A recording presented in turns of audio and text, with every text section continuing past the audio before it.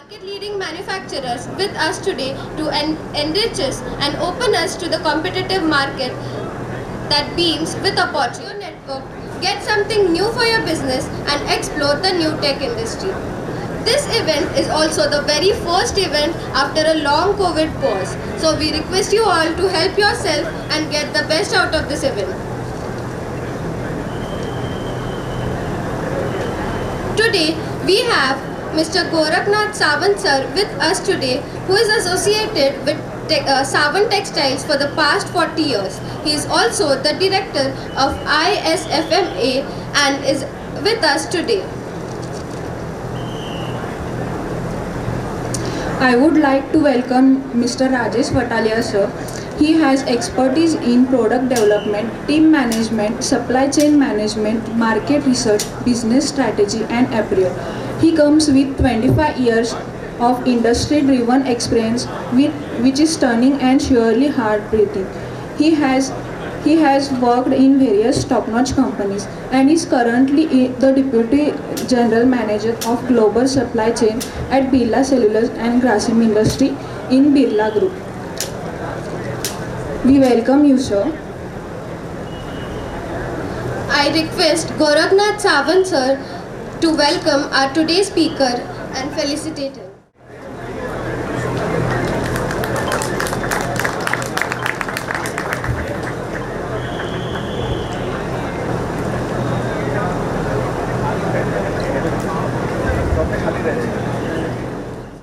Present करने का मेरे को ये आपको बोलते हुए ये अच्छा लगेगा कि हमने 2018 में हमने यहाँ पे सयाजी में एक एसोसिएशन के थ्रू हमने एक सेमिनार किया था, जिसमें उस टाइम पे विस्कोस है, मोडाल है, एक्सेल है, हमारे जो फाइबर से जो हम सप्लाई करते हैं उसके बारे में लोगों को अवेयरनेस क्रिएट की थी। 2018 के बाद काफ़ी लोगों ने उस विस्कोस प्रोडक्ट और सबको काफ़ी तरह से उन्होंने प्रोडक्ट को अपने बास्केट में मीन्स वीविंग में उसमें उन्होंने एक्सेप्ट किया। और उसके बाद इचलकरंजी और कोल्हापुर के आसपास के जो भी जितने भी वीविंग यूनिट्स है या जो भी है, काफ़ी लोगों ने उसको वीविंग और उस एरिया के उनको प्रोडक्ट प्रोफाइल में उन्होंने शामिल किया, तो उसके लिए खूब बधाई उनको देता हूँ। अभी एसोसिएशन की तरफ से हमारे पास एक रिक्वेस्ट आया कि कुछ हम सेमिनार में कुछ ऐसा टेक्निकल सेशन लेवे कि जिससे एक इंटरेक्शन बोलते हैं ना, इंटरेक्टिव सेशन हुए। ये पूरा वीविंग हब जो है वो कॉटन के लिए काफ़ी प्रसिद्ध है और कॉटन और काफ़ी सालों से वो लोग कॉटन चला है ऑलरेडी, विस्कोस साइजिंग वो सब अच्छी तरह से जानते हैं। फिर भी कुछ उनको विस्कोस के बारे में या उनके जो स्पेशलिटी और कुछ ब्लेंड्स है उसके बारे में कुछ उनको समझना है काफ़ी, तो उसके लिए कुछ स्पेशल एक हमने सेशन रखा है। अभी आज का जो पॉइंट है बेसिकली कि टेक्निकली मीन्स वीविंग और साइजिंग विस्कोस और उसके सेल्यूलोज ब्लेंड है, उसके लिए अपने को क्या टेक्निकली या किस तरह की गाइडलाइंस होनी चाहिए, प्रोसेसिंग में क्या गाइडलाइंस होनी चाहिए, उस बेस पे हमने ये टॉपिक या प्रेजेंटेशन एक क्रिएट किया है, मीन्स बनाया हुआ है। और उसके आगे जब कहना चाहूँगा कि बेसिकली ये प्रेजेंटेशन है वो इंटरेक्टिव होगा, क्वेश्चन आंसर होगा ये प्रेजेंटेशन के बाद। जिसको भी कोई क्वेरी हो उसको तो बेसिकली वो प्रेजेंटेशन के बाद उसके बाद वो पूछ सकते हैं। सबसे पहले मैं आपको एक्सप्लेन करना चाहूँगा कि हम लोग ग्रासिम से आदित्य बिरला ग्रुप की ये कंपनी है जो विस्कोस, मोडाल और एक्सेल वो जो फाइबर हम लोग प्रोड्यूस करते हैं और मैनमेड सेल्यूलोज को फाइबर बोला जाता है। आप लोग उसको बेटर मीन्स अच्छी तरह से जानते हो। हमारी जो कंपनी है 3 बिलियन की ग्लोबल एमएनसी कंपनी है और आदित्य बिरला ग्रुप है वो फॉर्च्यून 500 में वन ऑफ द कंपनी है। फॉर्च्यून 500 में 36 कंट्री में उसका ऑपरेशन है और बेसिकली 130 जो मैन्युफैक्चरिंग उनके यूनिट्स अलग अलग मीन्स हमारे अल्ट्राटेक जैसे सीमेंट है या जो भी है एल्यूमिनियम का प्रोडक्ट है या जो अलग अलग उस तरह से स्पिनिंग बिजनेस में भी हम लोग डाइवर्सिफाई किए हुए हैं जो भी है। टोटल मिला के 1,20,000 एम्प्लॉई हमारे आदित्य बिरला ग्रुप के हैं और 42 डिफरेंट नेशनलिटीज़ उसमें employees belongs to 42 different employees है। टॉप 3 प्रोड्यूसर जैसे मैनमेड सेल्यूलोज फाइबर है उसमें टॉप 3 जो मैनमेड सेल्यूलोज फाइबर है उसमें हम लोग वन ऑफ द टॉप उसमें गिने जाते हैं। सीमेंट जो प्रोड्यूस करते हैं जैसे अल्ट्राटेक है, वो सब हमारे सब्सिडी कंपनी है, ग्रुप कंपनी से उनका प्रोडक्शन जो है सीमेंट का, वो उसमें भी हम लोग टॉप मार्किंग पे है। और कार्बन ब्लैक जो बेसिकली है उसमें नंबर 1 है पूरे वर्ल्ड के अंदर। इंसुलेटर जो है उसमें 4th नंबर पे रैंक पे है आदित्य बिरला ग्रुप। और 5th largest producer of acrylic fibre जो टेक्सटाइल में बेसिकली वो यूज़ होता है टेक्सटाइल प्रोडक्ट में।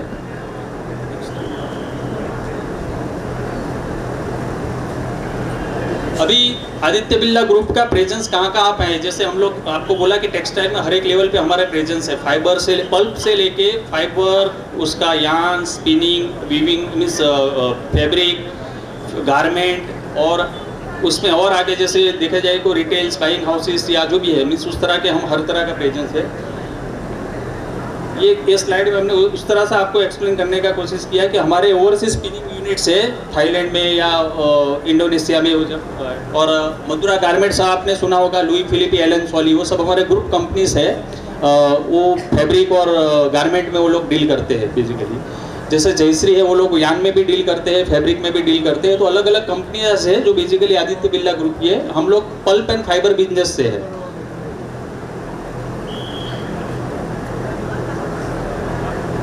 वर्ल्ड में हमारा कहाँ कहाँ जैसे हमारा पल्प एंड फाइबर बिजनेस है, तो हम कहाँ कहाँ से पल्प और फाइबर हमारी इंडस्ट्री है उसका ये रूपरेखा है। अलग अलग जो वर्ल्ड के जो कंट्रीज है वो कहाँ कहाँ है वो सब ये एक्सप्लेन किया गया है। अभी जो हमारी जो कैपेसिटी है बेसिकली जो फाइबर की, that is around 2800 tons per day. और उसमें विस्कोस है, मॉडल है, एक्सेल, जो हमारे जो अलग अलग जो फाइबर है, स्पंसेड है, अलग अलग जैसे स्पेशलिटी सस्टेनेबल फाइबर, वो सब मिला के अभी ये कैपेसिटी हमारी है अभी 2800 के आसपास की।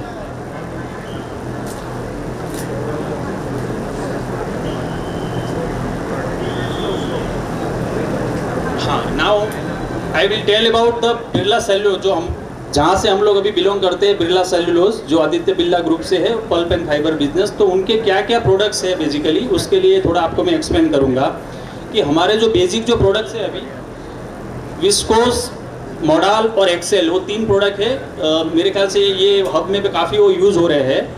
तो उसकी प्रॉपर्टीज़ के बारे में थोड़ा एक्सप्लेन करना चाहूँगा बिरला विस्कोस, माइक्रो मॉडल और एक्सेल में।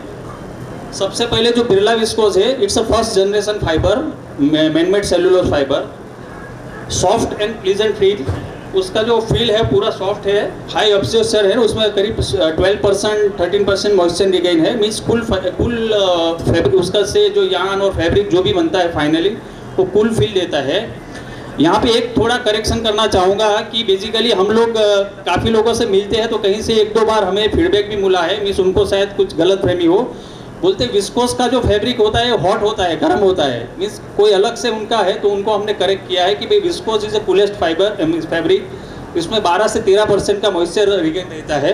कॉटन में करीब 7 और 7.5% का मॉइस्चर रिगेन है। तो कॉटन के सामने ये जो विस्कोस है काफ़ी वो कूल फैब्रिक है मीन्स, और इसीलिए आप देखेंगे कुर्ती से लेडीज़ ड्रेस मटेरियल है उसमें काफ़ी ये यूज़ हो रहा है। और पीवी सेगमेंट जैसे अपना शूटिंग से नीड्स टी शर्ट है वो सब में भी काफ़ी यूज़ हो रहा है। इसमें लस्चर भी ज़्यादा है, जो शाइनिंग या लस्चर जो बोलते हैं, ड्रेप विस्कोस में थोड़ा ड्रेप अच्छा है उसमें। तो बेसिकली जैसे ड्रेस मटेरियल के कपड़े से उसमें ये काफ़ी ये एप्लीकेशन में काफ़ी ये अप्रूव हो चुका है, मीन्स काफ़ी जगह पे ये सेगमेंट में गया हुआ है।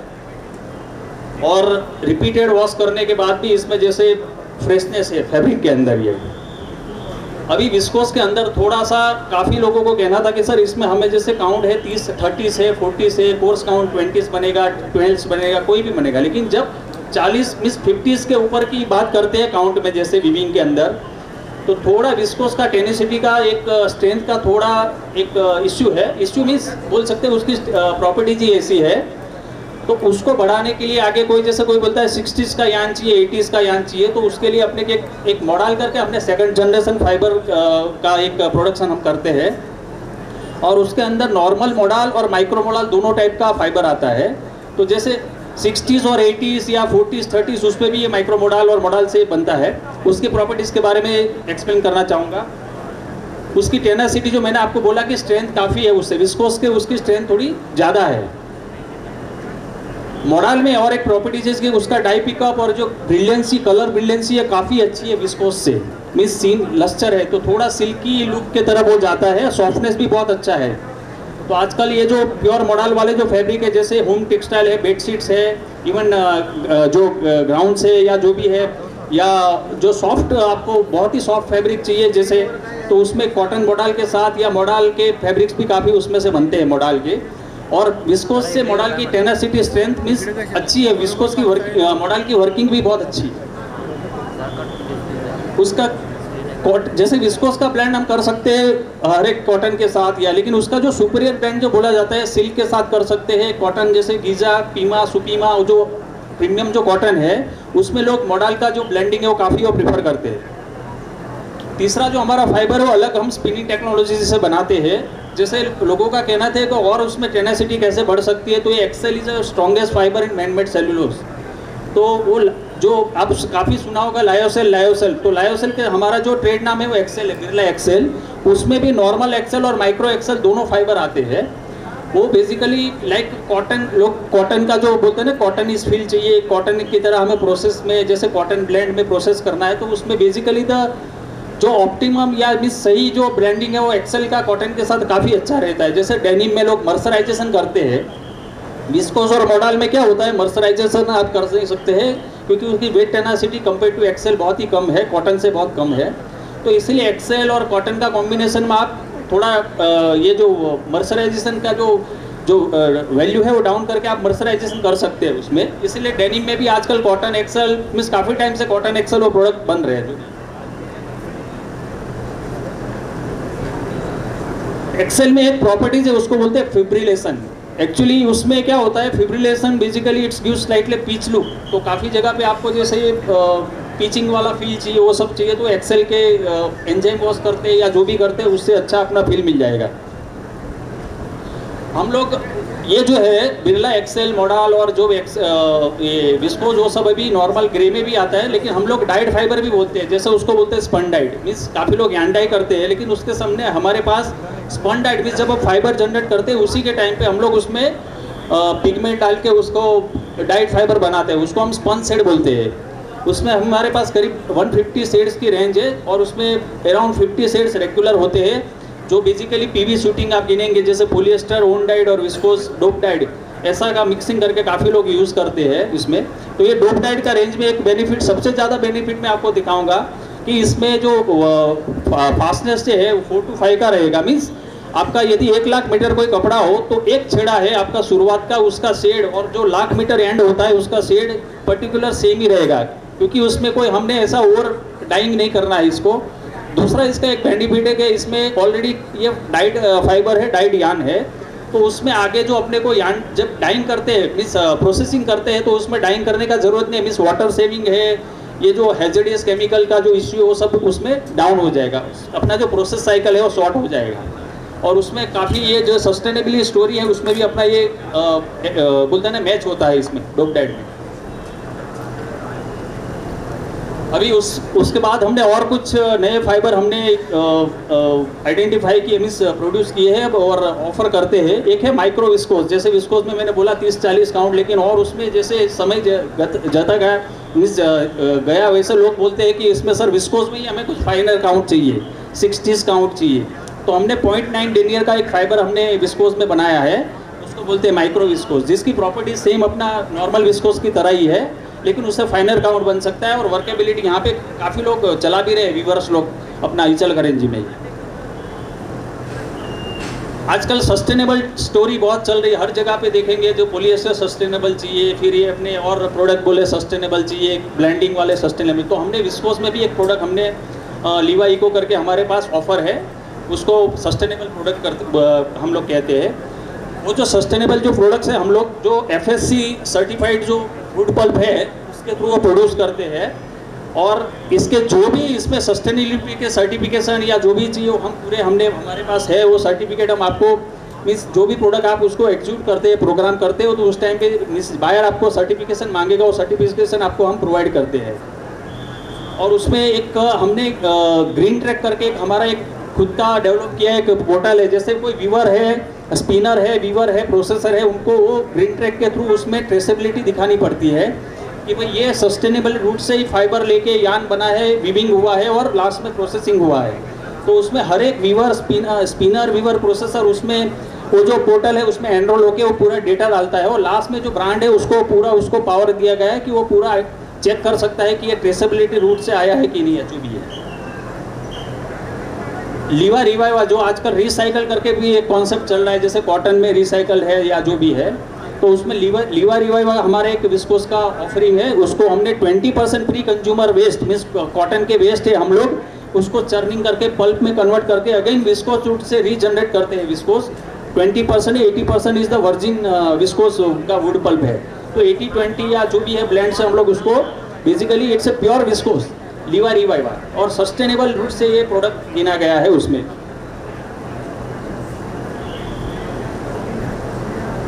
मैंने अभी आज एक्सप्लेन किया कि इसके लिए जो भी सर्टिफिकेशन है या जो भी हम प्रोवाइड करते हैं, जैसे लीवा इको है, लीवा रिवाई, उसके सिवा भी हमारे जैसे काफ़ी अलग अलग जैसे मैन्युफैक्चरिंग के कुछ सर्टिफिकेशन है, प्लांट के जैसे है, प्लस कोई NGO बॉडी है उनके कोई सर्टिफिकेशन हम अलग अलग वो हमने भी वो एक सर्टिफिकेशन हमने हमारे पास रखे हैं और आपको ज़रूरत पड़े मीन्स हम वो ब्रांड्स को या जो भी कस्टमर को चाहिए हम लोग उसको डिलीवर करते हैं जो भी है। तो जैसे FSC मैंने बोला, फॉरेन स्टूडेंट काउंसिल जो है, जो वुड पल्प जो FSC सर्टिफाइड करती है कि फॉरेस्ट के ये जो भी है, तो उसका एक सर्टिफिकेशन है। जीरो डिस्चार्ज जो अपना है केमिकल्स वाला, हैजर्डस केमिकल का, उसका भी एक सर्टिफिकेशन है। और हमारे जो EU बेट के भी सर्टिफिकेशन हमने लिए हैं, जैसे चाइना में हमारा जो बिल्ला जेंगवाई प्लांट है वहाँ से भी आता है EU बेट के है, यहाँ विलायत करके है उनका भी है अपने पास EU बेट, क्योंकि आजकल ये रिक्वायरमेंट हो गई है EU बेट सर्टिफिकेशन। अभी हम लोगों ने करीब 2015 से कुछ और कैंपेन करने के लिए एक मीन्स मैनेजमेंट को एक सोच आया था कि कैसे इसको विस्कोस को अलग तरह से प्रमोट किया जाए। तो हमने एक लीवा करके एक ब्रांड क्रिएट की है जो फाइबर के साथ लिंक है। अल्टीमेटली क्या होता है, कोई भी ब्रांड होता है वो बेसिकली फैब्रिक या गारमेंट के साथ लिंक होता है, लेकिन हमने ये कुछ फाइबर बिजनेस के रिलेटेड क्या लीवा का जो होता है उसके लिए, तो उसमें हमने जो लीवा जो फैब्रिक का जो हमने ब्रांड क्रिएट किया था, तो उसमें जनरली हमने कुछ क्राइटेरिया रखा था कि कम से कम 50% का बिरला सेल्यूलोज का कंपोनेंट मीन्स विस्कोस या मोडाल या एक्सेल जो हमारे जो फाइबर है बिरला सेल्यूलोज के, वो फैब्रिक के अंदर होने चाहिए। पार्टली बाकी का बैलेंस कुछ भी हो सकता है, कॉटन, पॉलिएस्टर या जो भी है तो है। दूसरा, हमने हमारे एक लीवा एक्रीडेटेड पार्टनर फोरम जो आपने सुना होगा, और उसमें काफ़ी लोग, यहाँ के काफ़ी लोग उसमें मेंबर भी है, जैसे स्पिनर है, वीवर है, प्रोसेसर है, वो हमने एनरोल किए हैं। हमने उनको जब हायर किया था तो उनकी कैपेसिटी, उनकी प्रोडक्शन कैपेसिटी, उनके क्वालिटी नॉर्म्स, उनके रिस्पांस, सेटअप, वो सब देख के हमने वो LAP लीवा एक्रीडेटेड पार्टनर फोरम में उनको एनरोल किया है। हम उसको पार्टनर बनाते हैं और वो जो पार्टनरशिप के बाद हम उसको काफ़ी बोलते हैं कि जो उनको सपोर्ट देना है हमारी तरफ से वो देते हैं। तो बेसिकली ये जो भी यान या फैब्रिक है वो पार्टनर के थ्रू बनता है ना, तभी उसका हम लीवा का टैग प्रोवाइड करते हैं। मीन्स अल्ट में गारमेंटर को हम लीवा का टैग प्रोवाइड करते हैं। तो ये जो काफ़ी लोग की रिक्वायरमेंट आती है, जैसे फैब्रिक वालों की, सर हमें लीवा के टैग चाहिए, लीवा के टैग चाहिए, तो बेसिकली हम लीवा का टैग देते हैं, लेकिन जो क्राइटेरिया उसमें यह है कि वो ग्रासिंग के फाइबर से बना हुआ हो अल्टीमेटली, और दूसरा उसके हमारे जो लीवा एक्रीडेटेड पार्टनर के थ्रू वो चैनल से कपड़े बने हुए, और हमने कुछ टेस्टिंग के नॉर्म्स रखे हैं उसमें, श्रिंकेज मीन्स डायमेंशन, स्टेबिलिटी गिनो, वॉश फास्टनेस गिनो, कलर फास्टनेस, वेट, ड्राई, जो भी गिनो उसके नॉर्म्स रखे हैं। वो नॉर्म्स में यदि वो पास होते हैं तो उसके बाद हम लोग उसको गारमेंटर को टैग देते हैं। तो आप जैसे मॉल में, रिटेल में, वो सब में आप देखते हो लीवा का टैग है, तो कपड़े वो जो है LAPF से बने हुए हैं बेसिकली, और वो हमने जो क्राइटेरिया रखे उसी के पास हुए हैं, उसके वो टैग है वो।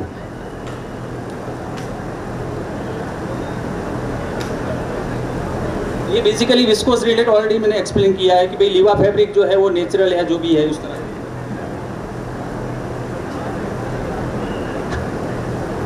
अभी मैंने जो बताया लीवा एक्रीडेटेड पार्टनर फोरम, तो बेसिकली हम उसको जैसे पहले आइडेंटिफाई करते हैं उसका सिस्टम, उसका सेटअप, उसके मैन्युफैक्चरिंग सेटअप, क्वालिटी कंसर्न्स उसके कितने हैं, क्या प्रोडक्ट वो बना रहा है, और बेसिकली उसका प्रोडक्शन पैटर्न क्या है, कंजप्शन पैटर्न क्या है, वो सब समझ के हम उसको हमारे लीवा एक्रीडेटेड पार्टनर में स्पिनर, वीवर और नीटर को हम लोग शामिल करते हैं। तो इनको हमने जब एनरोल किया है तो हमारी एक जिम्मेदारी बनती है कि उनको कुछ ना कुछ बिजनेस सपोर्ट मिले। तो बिजनेस सपोर्ट और अलग तरह का जो सपोर्ट है जो हमने आपको एक्सप्लेन करना चाहूँगा कि उसको हम सोर्सिंग सपोर्ट देते हैं। जैसे मानो वीवर हो, उनको यान चाहिए, तो हमें पता होता है कि कहाँ से वो बेटर क्वालिटी का यान और इकोनॉमी रेट में, बेस्ट रेट में यान मिलेगा, वो सब हम उसको सपोर्ट करते हैं। दूसरा अपना टेक्निकल सपोर्ट है, जैसे हमारी टीम है स्पिनिंग के रिलेटेड, वीविंग के रिलेटेड, प्रोसेसिंग के रिलेटेड है। तो जैसे जिसको जो जो प्रॉब्लम आते हैं, जैसे साइजिंग में, वीविंग में या कोई भी नीटिंग में या प्रोसेसिंग में, तो हमारी टीम है उसको वहाँ पे एक्सप्लेन करने जाते हैं और मीन्स परफेक्शन करने के लिए जाते हैं कि कैसे उसको रूट कोज या कैसे उसको क्लोज किया जाए। इसके सिवा मार्केटिंग सपोर्ट देते हैं, जैसे सोर्सिंग में हम लोग सपोर्ट देते हैं, वैसे ही बायर को, जैसे वीवर ने कोई कपड़ा बनाया, वो क्वालिटी हमें पता है और किसी बायर की रिक्वायरमेंट होती है हमारे पास आती रही, तो हम उनको कोऑर्डिनेट करके, कनेक्ट करके उनको एक दूसरे को हेल्प करते हैं कि भाई ये बायर है, सप्लायर है, इनका ऑर्डर है, ऐसा करके मीन्स वो मार्केटिंग सपोर्ट भी हम करते हैं। फिर हम लोग सीजनल कलेक्शन बनाते हैं, जैसे 6 महीने में एक बार या जो भी है, उसमें नए नए प्रोडक्ट्स है, पार्टनर के साथ भी बनाते हैं, इसके सिवा भी नए नए प्रोडक्ट्स बनाते हैं। तो उनका पर्टिकुलर हम लोग लॉन्चिंग या जो एग्जीबिशन में पार्टिसिपेट करते हैं, या तो पार्टनर्स को हम रेगुलर वे पे भेजते रहते हैं कि ये नए प्रोडक्ट से आगे के मार्केट में चल सकते हैं या आगे के समय में चल सकते हैं, उस तरह के करते हैं।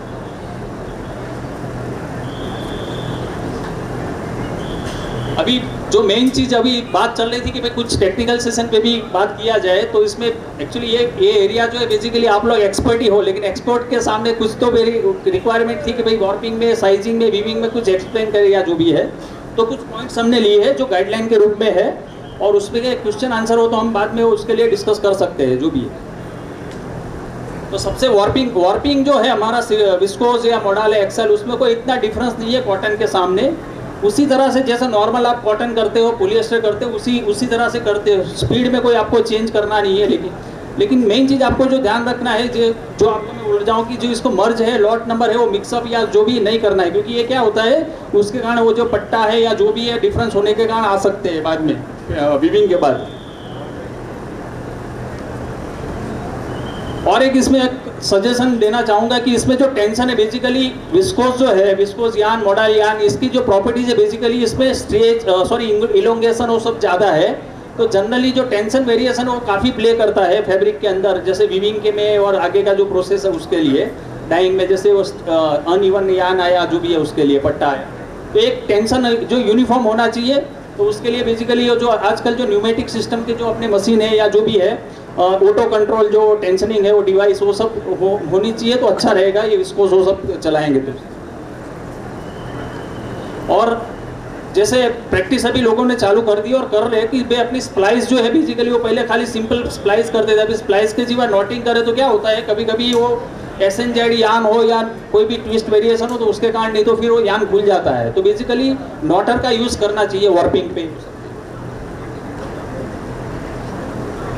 अभी साइजिंग की जब बात करेंगे बेसिकली, तो जनरली मैंने आपको एक्सप्लेन किया कि विस्कोस और मोडाल ये जो है बेसिकली इसकी इलोंगेशन प्रॉपर्टीज़ वो कॉटन से वो सब ज़्यादा है जो है, तो उसको स्पेशली इसलिए मेनली स्ट्रेच में और उसमें आपको टेक केयर करना चाहिए कि जनरली जो विस्कोस है, लोगों का कहना है कि इसमें सर स्ट्रेच बहुत आता है, तो जनरली आप ज़्यादा स्ट्रेच लोगे तो क्या होगा, फ्लैट हो जाएगा यहाँ, तो उसमें वॉर्प ब्रेकेज वो सब ज़्यादा आएंगे या जो भी है।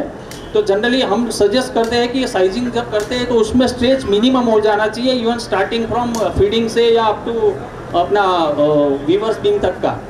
और एक आगे मैंने जो आपको बताया कि विस्कोस के अंदर जो है उसकी स्ट्रेंथ कम है, मोडाल विस्कोस में जो वेट टेनासिटी मीन्स पानी के अंदर जब जाता है उसकी टेनासिटी, उसकी स्ट्रेंथ कम है।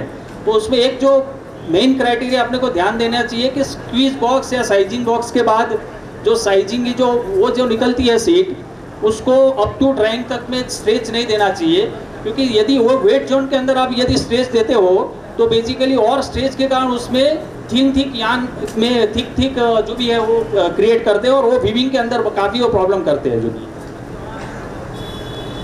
अभी जैसे काफ़ी लोग जैसे साटिन बीम जैसे 12,000 14,000 एंड्स के कुछ साइजिंग करते हो सब, तो उसमें जनरली 2 बॉक्स का साइजिंग का हम लोग सजेस्ट करते हैं। फाइनल काउंट के लिए मेनली हम लोग उसमें नंबर ऑफ हैंड्स पढ़ते हैं, तो उसमें भी डबल 100 बॉक्स का हम लोग करते हैं। जैसे 7,000 का आप हुआ तो उसको 200 बॉक्स में आप कर सकते हो साइजिंग या जो भी है।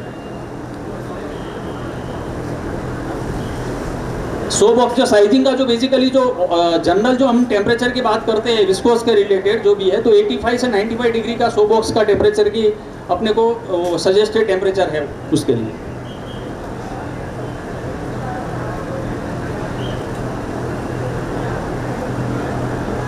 So main thing is stage minimum अपने को रखना है, क्योंकि विस्कोस में इलोंगेशन फिर नहीं तो पूरा फ्लैट फैब्रिक यान हो जाएगा, थिक थिन प्लेस क्रिएट होंगे, तो उसको स्टेज पे ज़्यादा अपने को ध्यान देना है जो भी है। और एक्चुअली जो रूल्स है साइजिंग का, जैसे 60% फर्स्ट और 40% बैक वाला जो ट्राइंग जोन हुआ है, तो उसी तरह से आप नंबर ऑफ हैंड्स के मुताबिक जो साइजिंग का जो है 135 डिग्री 120 से 135 डिग्री की टेम्परेचर का आप उसमें प्ले करके साइजिंग का जो आप ड्राई कर सकते हो। अभी आजकल जैसे विस्कोस के अंदर जो अलग अलग स्पिनिंग टेक्नोलॉजी है, जैसे वर्टेक्स है, रिंग है, तो यहाँ पे काफ़ी लोग वर्टेक्स भी यान यूज़ करते होंगे, रिंग कॉम्पैक्ट यान भी यूज़ करते होंगे, तो उसमें साइज पिकअप में थोड़ा डिफरेंस है। जैसे वर्टेक्स यानी बेसिकली उसमें हैरीनेस होती नहीं है, और उसका जो एक्चुअली क्रॉस सेक्शन है कम्प्लीटली यान का थोड़ा सर्कुलर टाइप का है और उस हैरीनेस नहीं है, तो उसमें बेसिकली साइज पिकअप अपने को बहुत ही कम लेना है। एवरेज 3% 4% साइज पिकअप पे अपना ये वर्टेक्स वाली जो क्वालिटी है वो चल जाती है। डिपेंड्स ऑन साइज रेसिपी, आप क्या साइज रेसिपी लेते हो, लेकिन जनरली 4% से वो चल जाएगा। लेकिन रिंग कॉम्पैक्ट वाली जो टेक्नोलॉजी है मानो, उस पर जनरली वर्टेक्स से उसका पिकअप थोड़ा ज़्यादा लेते हैं, क्योंकि उसमें हैरीनेस है, उसको अपने को कोटिंग करना है या जो भी है। दूसरा आपने जैसे फाइनर काउंट है 60 है या जो भी है 80 काउंट है, तो वो फाइनर काउंट में क्या होता है कि उसमें जो साइज पिकअप पेनेट्रेशन के साथ साथ उसमें कोटिंग भी अपने को करना पड़ेगा। तो उसके लिए हम सजेस्ट करते हैं कि बाइंडर का भी थोड़ा प्रोपोर्शन उसमें बढ़ाना चाहिए। जैसे पीवी के अंदर आप स्टार्च का प्रोपोर्शन बढ़ाते हो, मेज का प्रोपोर्शन बढ़ाते हो, तो इसमें माइक्रो मॉडल के जो या जो भी क्वालिटी है फाइनर क्वालिटी, उसमें जनरली बाइंडर ज़्यादा मीन्स होना चाहिए, जिससे कोटिंग हुए तो उसमें वर्केबिलिटी अच्छी आती है।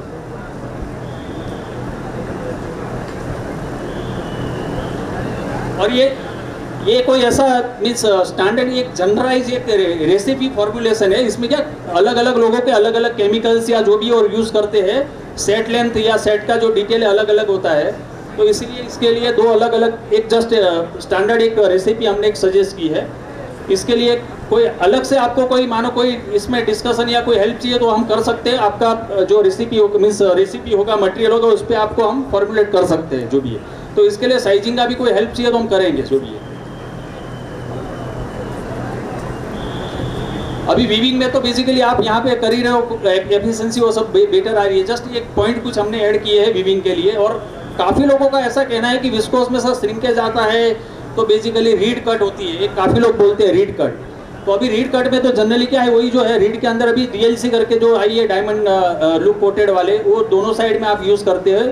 टेम्पल थोड़े सही होने चाहिए, जैसे उसमें रिंग 4 रिपीट वाले जो भी है 0.5 mm के, क्योंकि नहीं तो क्या श्रिंकेज मेनली दोनों साइड सेल्वेज के एंड में श्रिंकेज आते हैं, तो दोनों उसी तरह रीड का जो कट होने का जो चांसेस है बेसिकली उस तरह से है। और एक चीज़ है कि इसमें स्टेगरिंग वाला फॉर्मूला वीविंग में रखेंगे तो और अच्छा है, क्योंकि नहीं तो क्या होता है कि स्टेगरिंग होने का कारण shrinkage fell off the cloth में श्रिंकेज ज़्यादा हो जाती है दोनों रीड साइड में, मीन्स सेल्वेज साइड में। और काफ़ी जैसे हैवी जीएसएम वाले कपड़े विस्कोस के बनाने चाहेंगे तो उसमें क्या होता है, बीटअप के टाइम पे बम्पिंग होना वो सब होता है, तो उसमें सेल्वेज अपने को थोड़ा चौड़ा करना पड़ेगा, मीन्स उसकी डेंटिंग बढ़ानी पड़ेगी। वो एक वीविंग में अपने को और एक प्रिकॉशन लेना पड़ेगा।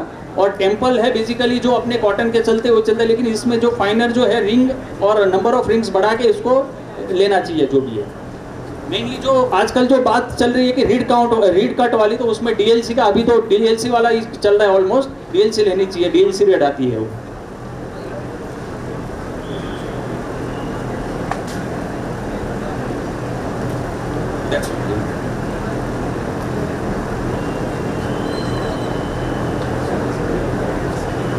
अभी हम जस्ट ये आपको नए जो अपने अलग अलग जो टाइप के प्रोडक्ट है विस्कोस में, मॉडल में, एक्सेल में, क्या स्टैंडर्ड प्रोडक्ट्स है, जो स्पेशलिटी प्रोडक्ट्स है, क्या प्रोडक्ट चल रहे हैं, उसका एक ये लिस्ट है ये पूरा।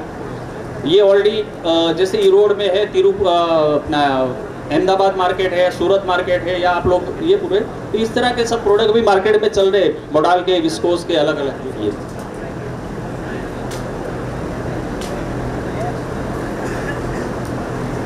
अभी एक पॉइंट हम और इसमें इन्वॉल्व करना चाहेंगे थोड़ा, हमें लगा कि और एक यान के रिलेटेड भी थोड़ा इसमें एक 2 स्लाइड की प्रेजेंटेशन करें, क्योंकि आजकल कॉटन का जो प्राइस है आप समझ रहे हो, तो उसके सामने कुछ हमने अपॉर्चुनिटी क्रिएट की है। तो हमारे कलीग मिस्टर सर्वानंद है, वो आपको एक्सप्लेन करेंगे कि उसको हमारे ब्रांड जैसे एक्सेल और जो भी है फाइबर में, उसमें कैसे अपॉर्चुनिटी ले सकते हो। Mister Sarvanand please come.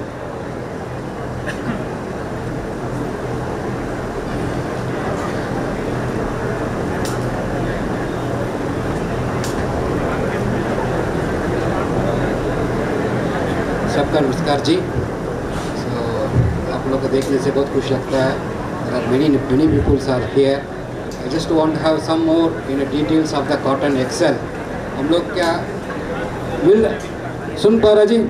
Can you hear? Yeah. Now cotton XL का एक ब्लेंड करके बहुत सारा यार्न आप लोगों के पास आ रहा है। और उसके बारे में आपको बताना चाहता हूँ क्या एडवांटेज है, क्यों उसको यूज़ करता है। जी कॉटन में जनरली देखेंगे तो अपन का लेंथ है 31, 30, 29 mm का रहता है, हम लोग का 38 mm का रहता है। दूसरा स्ट्रेंथ है जी 22 GTEX रहता है। हम लोग का एक्सेल में बहुत बेसिकली सेलुलोज फाइबर है। सो आप लोगों का डरने का कोई ज़रूरत नहीं है। ये पॉलिस्टर ऐसा नहीं है, दूसरा डाइंग का ये नहीं है, सेम डाइंग है। सो आपका डाई होने के बाद में भी कोई फ़र्क नहीं पड़ेगा। सो अपना अगर कॉटन यूज़ कर रहा था, हम लोग का कॉटन के साथ क्या करता है, कॉटन में 22 GTEX रहता था, इसमें 44 GTEX तक रहता है अप्रॉक्सीमेटली। सो एलांगेशन भी कॉटन में 6-7 रहता है, तो हम लोग का 13-14 रहता है। फाइनस है, फाइनस मतलब माइक्रोनेर है। सो अप्रॉक्सीमेटली हम लोग को 3.5 रहता है, कॉटन में भी इतने आता है एक्चुअली। सो इसका वजन से क्या होता है, स्ट्रेंथ जब ज़्यादा रहता है तो अपना spinning performance, weaving performance, even dyeing performance ये बहुत अच्छा रहता है। तो इसलिए इसका ऐड करने से आप लोग का इवन फैब्रिक क्वालिटी भी अच्छा रहेगा, फैब्रिक स्ट्रेंथ अच्छा रहेगा, क्योंकि फाइबर में स्ट्रेंथ ज़्यादा होगा तो फैब्रिक में भी स्ट्रेंथ आएगा। सो फैब्रिक का परफॉर्मेंस भी अच्छा रहेगा। तो नीचे लिखा हुआ जी बंडल टेनासिटी का, देन फाइबर एलांगेशन का, देन मॉइस्चर अब्जॉर्प्शन का क्या डिफरेंस है इन वर्सेस कॉटन एक्चुअली। नेक्स्ट है। सो हम लोग क्यों इसको यूज़ करना चाहिए। सी हम लोग कोई भी प्रोडक्ट अपन लोग यूज़ करेंगे तो उसमें क्या वैल्यू बेनिफिट्स क्या मिलता है, यही देखना है। सभी लोग देखेंगे अगर मैं स्पिनर हो, वीवर हो और मैं डायर हो, इसका क्या वैल्यू बेनिफिट मेरे को मिल रहा है। सो अगर स्पिनिंग होगा तो करीब 6-7% का प्रोडक्शन अच्छा रहेगा। दूसरा उसका CSP स्ट्रेंथ बढ़ा रहेगा, क्योंकि अपना कॉटन में अपना एक्सेल में कंपैरिजन विद कॉटन बहुत ज़्यादा है, 30-40-50% तक उसके ऊपर है। सो उसको वजन से अपन का फाइबर स्ट्रेंथ बढ़ जाता है। जब स्ट्रेंथ बढ़ जाता है तो स्पिनिंग का प्रोडक्टिविटी बढ़ जाता है। So not only courser count 40 count 30 count भी नहीं है, उसमें आपको 80, 90, 100 काउंट जाने से भी ये सभी जगह में ये मदद करता है स्पिनर्स को। नेक्स्ट, ये not only spinners also weavers. Weavers का क्या होता है जी, यार्न का स्ट्रेंथ बढ़ने से क्या होता है, एलांगेशन भी ज़्यादा है। सो उसके वजह से क्या होता है, जब वीविंग का ब्रेकेज होता है वो कम हो जाता है। कम से कम पावर लूम में 3%, एयरजेट लूम में 3% इज द मिनिमम एफिशिएंसी, इसका फ़ायदा होता है। सो इसका कॉस्ट पर पिक आप देखेंगे तो अप्रॉक्सीमेटली 90 का होने से अप्रॉक्सीमेटली आपका 0.3 पिक्स का कॉस्ट कम होना चाहिए। अगर वीवर होगा तो इस तरफ का धागा यूज़ करेंगे तो ज़रूर आपका not only spinning also weaving also get the advantage. Next, या नो इसका पहले भी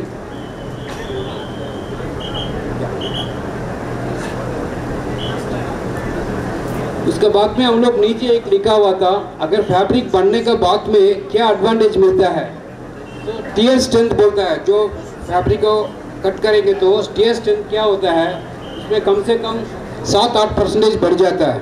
सो आपका फैब्रिक स्ट्रेंथ अच्छा हो जाता है। नेक्स्ट, तो इसलिए कि कॉटन एक्सेल का ब्लेंड का is basically cellulose in origin. So सभी लोग ये सोचता है ये दूसरा फाइबर है, ये इसका वजह से हमको डाइंग का प्रॉब्लम आता है, श्रिंकेज का प्रॉब्लम आता है। यस आता है, जब मिक्सिंग बराबर नहीं रहता है जब कुछ टेक्निकल प्रॉब्लम हुआ तो उस टाइम आता है, पर जनरली आप लोग बराबर अगर मिक्सिंग हो जाता स्पिनिंग में, कई जगह दिक्कत नहीं आता है। सो ये कोर्स काउंट से लेकर फाइन काउंट तक ये आप लोग का spinning performance, weaving performance, even dyeing performance का जरूर फायदा देगा। धन्यवाद जी।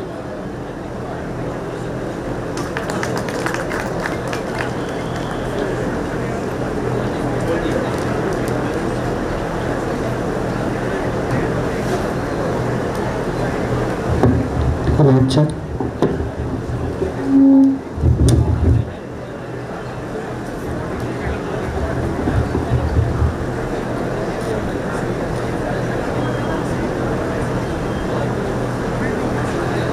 The session is now open for questions. If anybody has any questions, they'll be happy to help you out.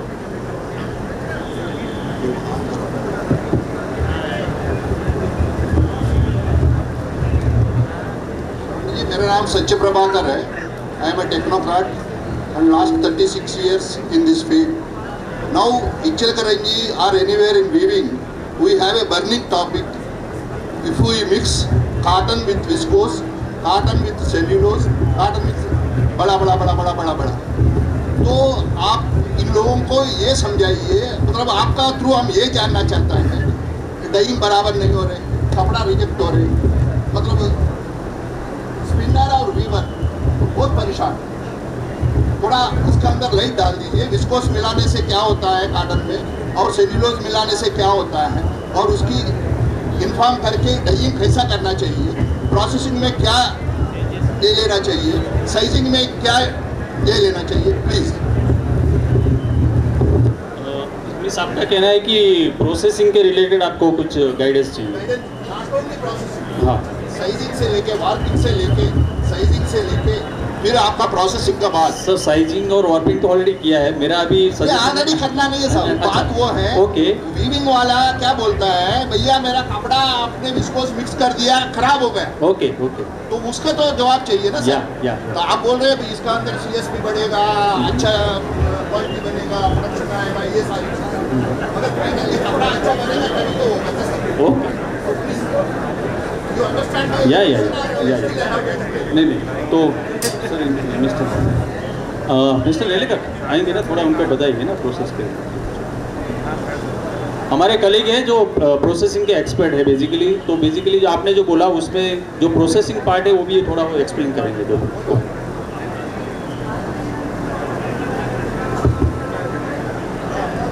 क्या प्रॉब्लम क्या था? कॉटन बाय विस्कोस बोल रहे हैं आप या कॉटन प्लस विस्कोस? ये CV by CV cotton by viscose. Spinner क्या करता है, 100% कॉटन बोल के देते हैं। ऐसे आजकल तो विस्कोस का रेट 180 रुपया, कॉटन का रेट 260 रुपया। तो ये मिलाने से क्या होता है, उनकी कास्टिंग में फर्क पड़ता है। मगर वो कपड़ा वाला बोलता है भैया ये विस्कोस मिलाने से मेरा कपड़ा प्रोसेसिंग के अंदर फट्टा आ रहे, ये आ रहे, वो आ रहे बोल के बोलता है। आपका स्लाइड ये बोलता है बहुत बढ़िया रहेगा बोल। हाँ, उसमें क्या होता है कि उसको जब प्रोसेस करते हैं कपड़े को, पहले तो इतना जाने के इसमें विस्कोस या कॉटन कितना मिक्स किया है, ब्लेंड कितना है। हाँ, ओके, 80 समझो, ठीक है। Cotton 80, viscous 20। ओके, तो उसको मोरलेस कॉटन जैसे ही प्रोसेस करते हैं। थोड़ा सा टेक केयर करना पड़ता है प्री ट्रीटमेंट में।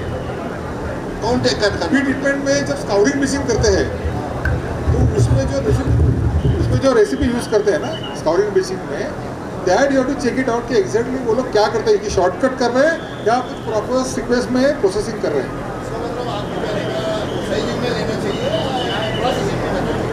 नहीं, प्रोसेसिंग में वी कैन डू दैट। हाँ, व्हाई नॉट? No issue. जब वो कपड़ा भेजेगा मेरे पास, वो उनको प्रोसेसिंग वाले को इन्फॉर्म करना चाहिए इसका अंदर 15% विस्कोस है, 20% विस्कोस है, तभी करेगा। विदाउट इन्फॉर्मेशन को कर सकता है नहीं, if it is there you can inform them 10 to 20% है। हाँ, no issue in the processing. No, absolutely no problem. कपड़ा वाले को कोई लेने देना नहीं। No, we can take care, we can guide them कि how to process the fabric. Sir yes sir, उनका जो क्वेश्चन था, आजकल मार्केट में क्या हो रहा है, जो फैब्रिक हमारा जा रहा है वो रिजेक्ट हो रहा है कि यान के अंदर विस्कोस मिक्स है बोल के हम लोग एक्सेल मिक्स कर रहे हैं कॉटन के साथ में। जब हमारा ब्लेंडिंग हो रहा है और हमको कुछ प्रॉब्लम नहीं आ रहा है अपने हिसाब से, we are mixing cotton with Excel, हमको कोई प्रॉब्लम नहीं आ रहा है। फिर हमारे साथ ऐसा क्यों हो रहा है कि हमारा जो फैब्रिक अहमदाबाद जा रहा है या दिल्ली जा रहा है वहाँ से रिटर्न आ रहा है फैब्रिक, क्योंकि हमारे फैब्रिक में विस्कोस मिक्स का वो लोग लैब सर्टिफिकेशन दे रहे कि भी आपके यान में 15% विस्कोस मिक्स है, 20% विस्कोस मिक्स है। अगर विस्कोस मिक्स होने के बाद भी यान के अंदर मतलब फैब्रिक के अंदर डाइंग में कुछ प्रॉब्लम नहीं आता है तो आगे उन लोगों को प्रॉब्लम क्यों आ रहा है? वो जो क्वेश्चन पूछना चाह रहे थे एक्चुअली वो था सर, उसका एक्सप्लेन करता हूँ। जनरली वो लोग क्या करते होंगे, वो एक्सपोर्ट ब्रांड के साथ डील करते होंगे तो उनको टैगिंग के अंदर लिखना पड़ता है कॉटन, 100% कॉटन है तो अभी उनको मानो कल जाके उनके बायर सो चेक करती है उसमें 50% का जो बेसिकली 15% का विस्कोस का आइडेंटिफिकेशन होता है, तो लोगों को डर है कि उसका कंसाइनमेंट रिटर्न आएगा या डेबिट आएगा, तो वो सोच के कहीं ना कहीं वो टेस्ट करते होंगे सर आपका फैब्रिक जो भी है। टेस्ट के लिए नहीं सर, फैब्रिक का जब वो कुछ फोटो वगैरह शेयर करते हैं हम लोगों से तो उसके अंदर पैचेस शेयर कर रहे हैं वो लोग कि पैचेस आ रहे हैं डाइंग के अंदर, तो अकॉर्डिंग तो अगर अपन ब्लेंडिंग करते हैं तो पैचेस नहीं आने चाहिए, दोनों सेल्यूलोजिक फाइबर है। राइट सर, पैचेस शेयर करके कपड़ा रिटर्न हो रहा है बराबर। वो चीज पे मैं वो लोग भी वही पूछना चाह रहे थे। तो सर ने एक्सप्लेन किया होगा तभी यहाँ पे बोल रहे हैं, लेकिन जनरली जो हमने भी जो सुना है ना कि जो लोग जो कंसर्न है मोस्टली एक्सपोर्ट वाले का है कि वो लोग बोलते हैं कि सर हमें लिखना पड़ता है टैग उसमें टैग में कि भाई या जो भी 100% कॉटन है, और वो जब चेक करते हैं तब वो 50% या 20% जो उनको मिलता है, तो बेसिकली उनका कहना है कि आप बोल के हमें करो, मैं जो दे रहे हो बोल के करो ना, तो हम उस तरह से ये आपकी एक्सपोर्ट की बात होगी। Other than export domestic market में तो ये प्रॉब्लम नहीं आना चाहिए आपके हिसाब से, वो नहीं आना चाहिए। उसके लिए जो प्रोसेस फ्लो है वो जानना चाह रहे थे कि वो कि प्रोसेस फ्लो क्या रहेगा उसके लिए। अगर उसको पैचेस आ रहे हैं ना पैचेस, तो डेफिनेटली उसका प्रोसेसिंग में ही तकलीफ है, something is going wrong, because patches वो इतना सा ब्लेंड करने से पैचेस नहीं आएंगे 10% 15% से। वही समझना चाहते हैं कि प्रोसेस के कौन से सेगमेंट को हमको चेंज करना है, सिंजिंग में या desizing as well as not singeing, desizing and scouring bleaching, that has to be taken care. Okay, yes, thank you जी। Because patchy dyeing is not that blend problem, वो 10% blend करके उसका patchy dying आएगा नहीं। To specifically add your point actually, okay. You see, ultimately end of the day we are losing money. That is a matter to us actually, okay. So basically as long as the spinner से ये कहाँ से शुरू होता, spinning से शुरू होता, okay. फिर वीविंग आता, फिर उसका बाद में डाइंग जो जाता है, ओके। अगर शुरू से अपन इसका डिक्लेयर करेंगे फर्स्ट पॉइंट, देन बराबर स्पिनिंग में मिक्सिंग हो जाएगा, ये पैचेसनेस प्रॉब्लम बिल्कुल नहीं आएगा। जब प्रॉब्लम आता है अगर स्पिनिंग में बराबर मिक्सिंग नहीं हो रहा, there is a possibility 1 point. Then अगर वीविंग में भी दूसरा तरफ से वार्प पे वेफ्ट है, दूसरा धागा आप लोग यूज़ करता है, मान लो एक यान आएगा वो ख़त्म हो जाएगा, दूसरा यान आप लोग यूज़ करेगा दूसरा पार्टी से, हो सकता है उसका ब्लेंड रेशियो डिफरेंट रहेगा, उस टाइम इस तरफ का पैचे आएगा। सो हम लोग का रिक्वेस्ट है कि जब तक आप ना बोले प्रॉपर बोलेंगे, आप पूछिए स्पिनिंग से, अगर आप लोग मिस कर रहे थे इसे वैल्यू एडिशन एक्चुअली हम लोग कहीं जगह नुकसान नहीं हो रहा, ये आप लोग सोच रहे हैं नुकसान हो रहा, कहीं जगह नुकसान हो रहा नहीं हो रहा। क्यों नुकसान नहीं हो रहा? अभी तो ठीक है, अभी तो प्राइस के बारे में आप लोग बात कर रहा है, बट पहले से भी अभी नहीं, ये तो 2 साल से चल रहा है, ओके 2 साल का पहले से ये शुरुआत चल रहा है, ये काम चल ही रहा है एक्चुअली, क्योंकि ये तो वैल्यू एडिशन कर रहा है। आपका स्पिनिंग आपको कब खराब लगेगा? अगर स्पिनर्स का मेरे को प्रोडक्टिविटी नहीं आएगा तो खराब लगेगा, अगर वीवर्स को खराब आएगा मतलब प्रोडक्शन नहीं आएगा तो खराब लगेगा। सो फिर उसके बाद में डाइयर्स को बराबर सब कुछ हो जाएगा तो कोई दिक्कत नहीं आएगा। प्रॉब्लम इसलिए किया आता है patch in specific case is the mixing is the problem. अगर मिक्सिंग बराबर करेंगे तो ये प्रॉब्लम नहीं आएगी जी वैल्यू चेन में। कुछ डाउट है जी? Anything any other doubt? Hello hello, और अगर आपको अगर any process to we need to guide, you can tell us, then we can guide them. Our name is here actually. I can share my name also, and then I will give the card. Then you can come as, and then any fabric, please give your fabric. We will analyze it and we will give the solution also. ऐसा नहीं है problem होने का में इसका क्या solution देना है, उसके लिए आपका थोड़ा जो भी फैब्रिक है रिजेक्ट हुआ फैब्रिक आप लेके आइए, हम लोग का स्टॉल है ग्रासिम का, आप लोग दे दिएगा, मैं हम लोग का सोल्यूशन के साथ हम लोग आपके साथ काम करेंगे, बल्कि दोबारा ये प्रॉब्लम नहीं आए। धन्यवाद जी।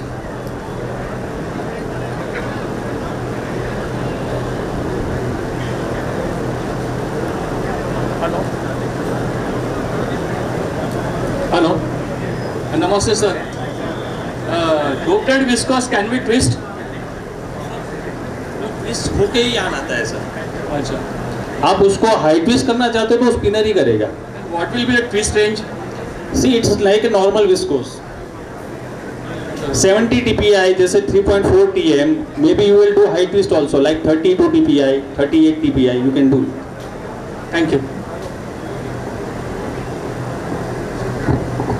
Very good evening everyone, this is Darshan Bang here from मर्दावन साइजिंग। सर एक क्वेश्चन मेरे को ये है कि विस्कोस यान में जैसे आप लोग कहते हैं कि मिनिमम स्ट्रेच रखना चाहिए, but when ever I have tried, जब भी मैंने देखा है कि अगर मिनिमम स्ट्रेच की तरफ कोशिश करें तो यूजुअली कोम ब्रेकेजेस अपीयर हो जाते हैं, तो यान का साइजिंग करना ही बहुत डिफिकल्ट हो जाता है। तो मिनिमम में मैं उस मिनिमम का डेफिनेशन क्या समझूं? सर एक्चुअली जो मिनिमम जो मैं बताना चाहूँगा दिट्स रेंज ऑफ वन से लेस वेस वाला, उसमें क्या होता है आपको सीधा जो बैक की जो क्रील है वहाँ से टेंशन का आपका अरेंजमेंट करना पड़ेगा, तभी ये हो पाएगा। और मिनिमम मेरा जो कहना है 1% के नियर बाय जो भी है, क्योंकि शायद कल भी अपना डिस्कशन हुआ था 3-3.5%, तो वो तो यान पूरा अपना स्ट्रेच हो जाता है मोस्टली। और यूजुअली और भी लोगों से जो मेरा डिस्कशन हुआ है साइजिंग में, everyone is saying that we are approximately at the range of 2 to 2.5%।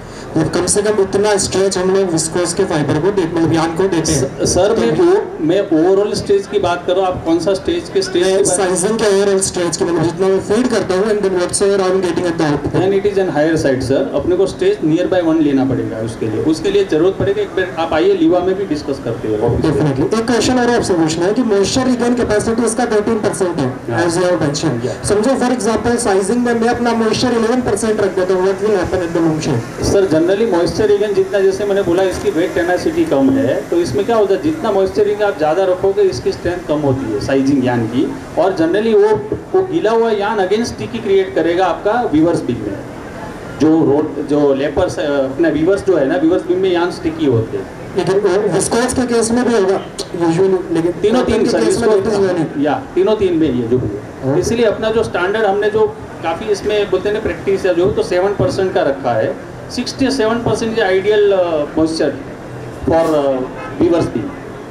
Okay, thank you. And I also extend my thanks to the team. I always receive a good support. मतलब आप लोगों का support हमेशा रहता ही है, and I always receive a good technical support. Thank you so much. Good day. Most welcome. Most welcome.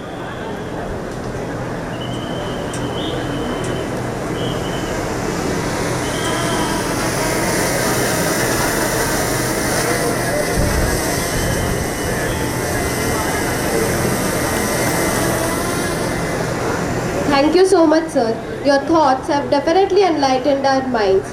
Today we had the opportunity to hear your opinions, and this is surely going to help us in the future. The points where you mentioned about the properties of viscose and its comparison with other fibers was quite insightful. Your suggestion regarding different processes like sizing and weaving will definitely help us. I am sure everyone has taken a lot out of this session, and the entire team of Birla Cellulose and Grasim Industries is here with us for the next 2 days. So if you have any questions, I think they can help you out. I, Ms. Gauri Mook, on the behalf of Yarn Expo, DKT and Taimu Student Chapter, would like to extend my hearty vote of thanks to our guests, Mr. Gorakhnath Sawant sir, Mr. Rajesh Vatalia sir and his team who have spared their valuable time for us to grace this occasion. It was an honor having you all here.